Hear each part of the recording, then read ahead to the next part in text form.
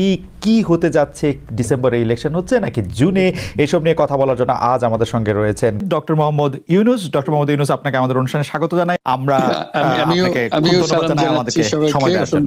আমাদের সাথে আরো রয়েছেন জনাব মাসুদ কামাল। জনাব মাসুদ কামাল, আপনাকেও আমাদের শুভেচ্ছা জানাই। আপনি আমাদের সময় দিয়েছেন, সেজন্য শুভেচ্ছা ও কৃতজ্ঞতা জানবেন।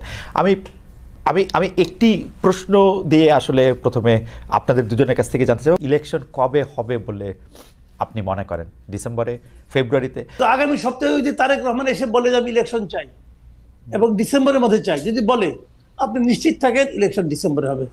কারণ ডক্টর ইউনূস ওই রিস্কে যাবে না, তার পক্ষে এই চাপ সামাল দেওয়া সম্ভব না। ডক্টর ইউনূস সরকারের প্রতি আস্থা ফিরে পেয়েছে বলে নানাভাবে মনে হচ্ছে। সেই ক্ষেত্রে ইলেকশন যদি পরে হয়, ডক্টর ইউনূস সরকার যদি আরেকটু বেশি সময় থাকে, তাহলে কি অসুবিধা? আমরা কেন বিএনপিকে নিয়ে আসার জন্য এত অস্থির হয়ে উঠেছি? ডক্টর ইউনূস ভালো করছেন কি মন্দ করছেন এটা তো আমার দেখার বিষয় না রে ভাই। না কেন আমি বলি, ডক্টর ইউনূস কোন সরকারের প্রধান? উনি একটা অন্তর্বর্তী সরকারের প্রধান। অন্তর্বর্তীকালীন সরকার মানেটা কি? মানেটা হলো একটা রেগুলার গভর্নমেন্ট আসবে, যতদিন সেই রেগুলার গভর্নমেন্টটা না আসে ততদিন সরকারটাকে পরিচালনার জন্য এবং ওই রেগুলার গভর্নমেন্ট আনার জন্য যে নির্বাচনটা হবে, সেই নির্বাচনটা অবাধ এবং নিরপেক্ষ করার জন্য একটা সরকার দরকার। সেটাই হলো ডক্টর ইউনূসের সরকার। এই কথাটা কিন্তু মাথায় রাখতে হবে। কাজেই এই সরকার তো রেগুলার গভর্নমেন্টের মতো কাজ করবে না। এবং অন্তর্বর্তী সরকার, আপনি যেগুলো আমরা সাফল্য বললাম, আমরা কিন্তু এগুলি একটাও অস্বীকার করছি না। রমজানের শাকসবজির দাম কম ছিল, কোনো সন্দেহ নাই। চালের দাম কি কম ছিল? তেলের দাম কি কম ছিল? ছিল না। এখন আপনি বলবেন যে চাল তেল নিয়ে গত রমজানে সবকিছুর দামই বেশি ছিল, চালের দামও বেশি ছিল, শাকসবজির দামও বেশি ছিল। এবার শাকসবজির দাম কম, এটা আমাদের জন্য একটা রিলিফ না? রিলিফ, অবশ্যই রিলিফ, আমি অস্বীকার করছি না। রমজান তো শেষ, এখন কি হচ্ছে শুনেন। আমার কাছে ওই দিন এক ভদ্রলোক 3টা রিসিট পাঠাইছে, 3টা রিসিট। একটা রিসিট সে মোহাম্মদপুরের একটা দোকান থেকে, মায়ের দোয়া নামে একটা চাউলের দোকান, সেই দোকান থেকে সে জানুয়ারি মাসের 3 তারিখে 25 কেজি চাউলের এক বস্তা চাউল কিনছে 1740 টাকা দিয়ে। সেই একই দোকান থেকে সেই একই চাল, একই পরিমাণ চাল উনি ফেব্রুয়ারি মাসের 1 তারিখে কিনছেন 1950 টাকা দিয়ে। সেই একই দোকান থেকে একই পরিমাণ চাল, 25 কেজি চাল, উনি এপ্রিল মাসের 7 তারিখে কিনেছেন 2155 টাকা দিয়ে। কথাটা খেয়াল করেন, 4 মাসের ব্যবধানে চাউলের দাম 1700 থেকে 2100 টাকা হয়ে গেছে, কিন্তু একই দোকানে একই জায়গায়। কাজেই এটা হলো রিয়েলিটি। আর গতকালকে তো আপনার তেলের দাম বেড়ে গেল 1 লাফে 14 টাকা। তো এখন আপনি যদি বলেন না তেলের দাম কম আছে, চাউলের দাম কম আছে, দাম বেড়েছে কিন্তু আমাদের ক্রয় ক্ষমতা বেড়েছে, বলতে পারেন ভাই। অনেক কথাই আগেও শুনেছি, এখনো শুনতে পারি। সেগুলি এক জিনিস। বিষয়টা কি হয়েছে আমি বলি, ডক্টর ইউনূস হলো একটা অসাধারণ পিআর পার্সন। উনি জানেন যে কিভাবে পিআরের কাজগুলি করতে হয়। সোশ্যাল মিডিয়ায় এক ধরনের হুজুগ উনি চালাচ্ছেন, খুবই প্ল্যান্ড ওয়েতে, খুবই।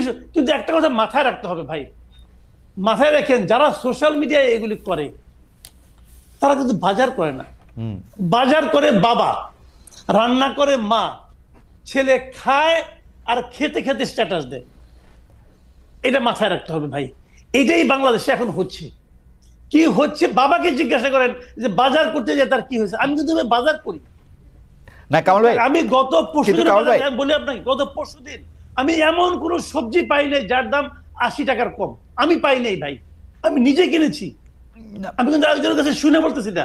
না কিন্তু কামাল ভাই, একমাত্র টমেটো পেয়েছিলাম 50 টাকা কেজি, কিন্তু কামাল ভাই টমেটো ছাড়া আর প্রত্যেকটা জিনিসের দাম 80 টাকা কেজি। কিভাবে কমলো ভাই?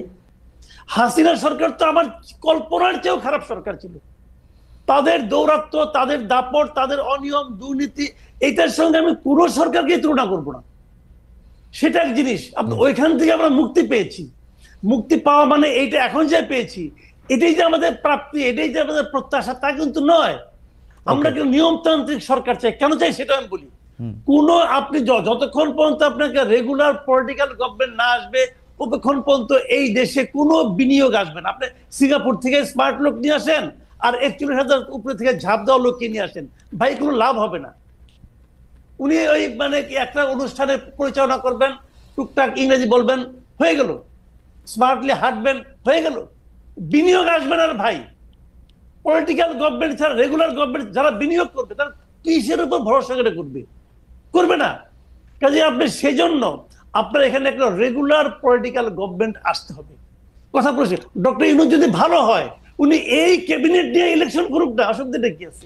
আচ্ছা, আরেকটা কথা, সেটা হলো এই ইলেকশন এদের প্রতি সাধারণ মানুষের ম্যান্ডেট আছে কিনা তারও তো একটা প্রমাণ হওয়া দরকার আছে। আপনি তো গাইড জোরে বলতেছেন জুলাই অভ্যুত্থান, আপনি গাইড জোরে বলতেছেন। কে নিয়োগ করছে? ডক্টর ইউনূস নিজেই বলছে তাকে নিয়োগ করছে ছাত্ররা। ছাত্ররা এখন কই? ছাত্ররা মিটিং রাখলে তো 100 লোক হয় না। তাহলে ওরা নিয়োগ করতে হয় তো শুয়ে পড়ছে, এটা কয়ে তো লাভ নেই ভাই। আজকে আপনি ইউনূসকে ভালো বলতেছেন, আচ্ছা কালকে যদি ইউনূস মারা যায় তখন আপনি কি করবেন? তখন আপনি আরেকজন ইউনূসকে কোথায় পাবেন? পাবেন তো না। সেক্ষেত্রে আপনাকে কি করতে হবে? আপনাকে একটা সিস্টেম ক্রিয়েট করতে হবে। আপনার সংস্কারের কথা বলেন যে সিস্টেম ক্রিয়েট করবেন, আপনারা নিজেরাই তো সিস্টেম ভাঙার চেষ্টা করতেছেন যে উনাকে রাখতে হবে।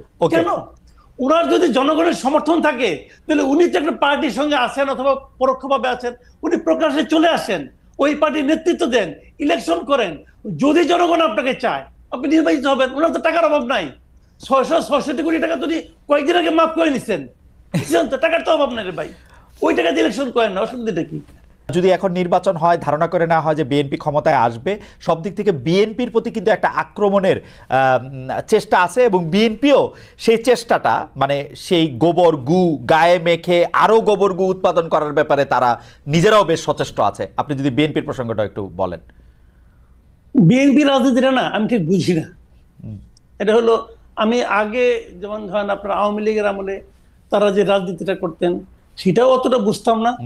এখন তারা যে রাজনীতিটা করছেন এটাও আমি বুঝি না। একটা রাজনৈতিক দলের মূল কাজটা কি?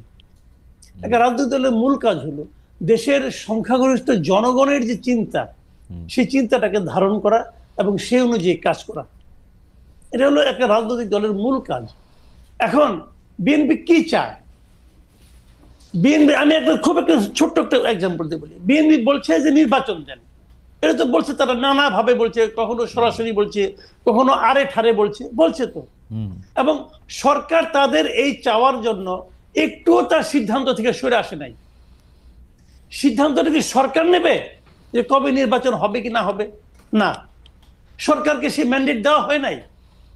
সিদ্ধান্ত নেওয়ার দরকার দায়িত্ব সরকারের না, একক দায়িত্ব সরকারের না, সিদ্ধান্ত নেবে জনগণ। এখন জনগণ কি চায়, বিএনপি কি সেই চাওয়াটাকে ধারণ করতে পারে? আমার কাছে মনে হয় না। বিএনপির এক এক নেতা এক এক সময় এক এক কথা বলে।